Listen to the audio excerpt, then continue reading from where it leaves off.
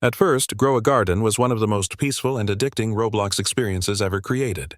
Players loved the relaxing loop: plant seeds, water crops, harvest, upgrade, repeat. It was simple, clean, and satisfying.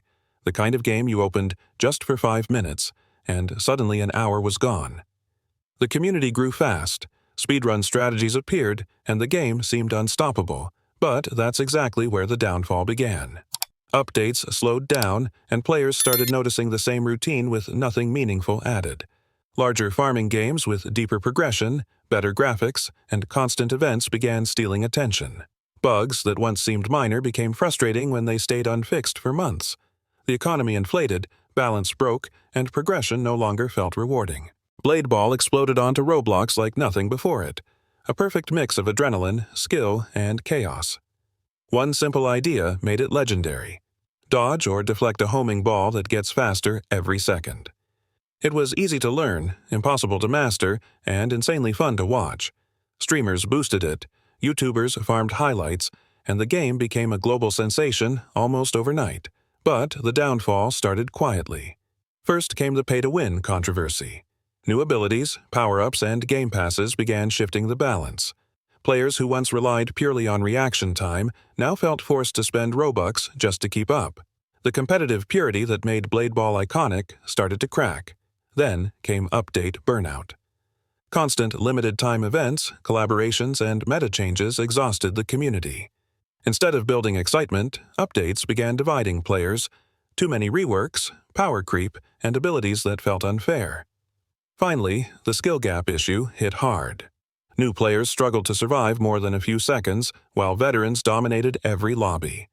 Matchmaking couldn't keep up, and the game lost its casual appeal. TTD, TikTok Dance, started as one of the most explosive social games on Roblox. It gave players exactly what they wanted: a place to dance, record clips, show off avatars, and recreate viral TikTok trends inside Roblox. The formula was simple but powerful: easy animations, trendy emotes, colorful stages, and a non-stop stream of players farming content for social media. For a while, TTD was untouchable, but then the downfall began. The first problem was oversaturation.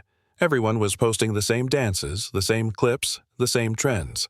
The game stopped feeling fresh as the community flooded TikTok with identical content. What once felt creative quickly became repetitive. Next came stagnant updates. While animation games around it evolved with better emotes, smoother transitions, advanced camera tools, and customizable stages, TTD remained almost unchanged. Players wanted innovation, but all they got were recycled animations or small cosmetic additions. Then the game faced competition, and a lot of it. New dance and social games appeared with higher quality motion capture, dynamic lighting, and features specifically designed for TikTok creators. TTD suddenly felt outdated. Fisch stormed into Roblox with a fresh idea: a dark, mysterious fishing adventure where every catch felt like a discovery and every dive into the ocean hid something dangerous. Players loved its eerie atmosphere, unique creature designs, and the thrill of venturing deeper for rarer, stranger fish. It was part fishing sim, part horror, part exploration, and it worked beautifully. But the downfall came fast. The biggest problem was the grinding wall. What started as a fun progression system quickly became a frustrating chore. Prices skyrocketed, upgrades slowed down, and players felt forced to repeat the same actions for hours just to unlock basic gear. The magic of exploration faded as everything turned into a numbers game.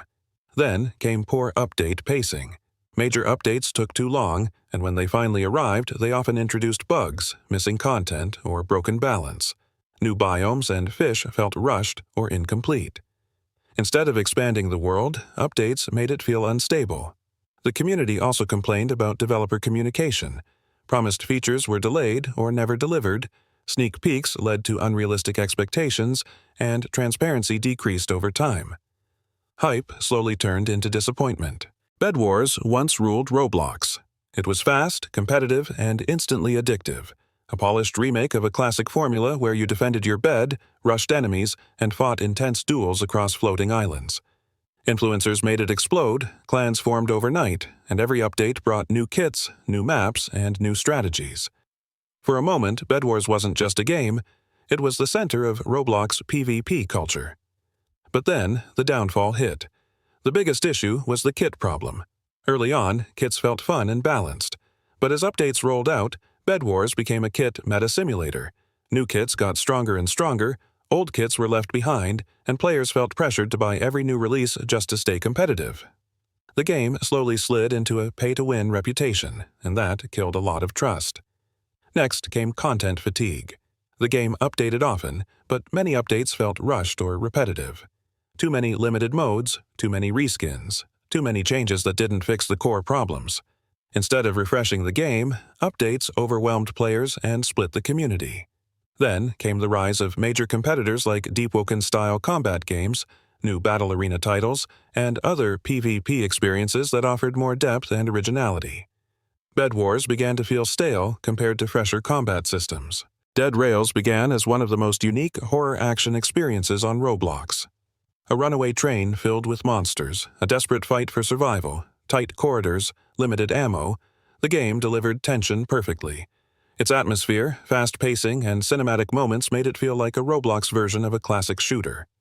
Players loved it, YouTubers covered it, and for a while Dead Rails felt like the next big horror franchise on the platform. But the downfall began almost immediately after the hype.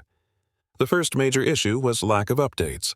The game launched strong, but couldn't maintain momentum. New maps, new enemy types, new weapons, all came slowly or not at all. A game built on replay value needs fresh content, but Dead Rails stayed frozen while players waited. Then came technical problems.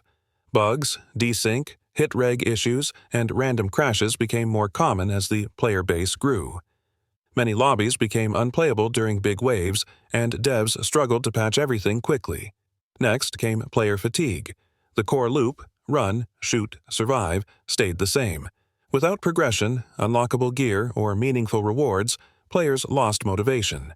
The game felt amazing at first, but repetitive after a few hours. Rainbow Friends was a phenomenon.